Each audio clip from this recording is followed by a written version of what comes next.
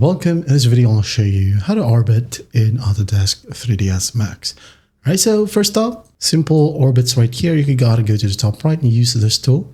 Okay, you can just click and hold onto it and just move your mouse left and right or up to go down and down to go up. All right.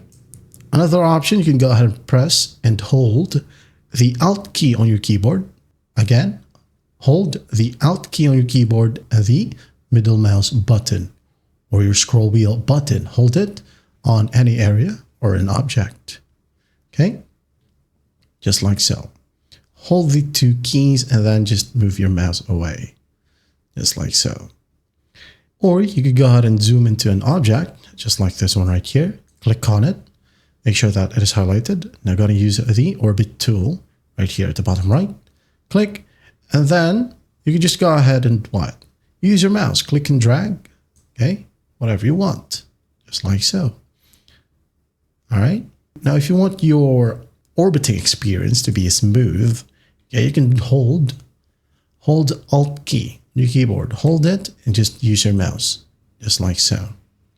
If you want to pan, you could go ahead and press and hold the mouse button, just like so to pan. Use your mouse. Okay. Again, for smooth orbiting, hold Alt and just move. At the top, you could also use these arrows right here. Okay.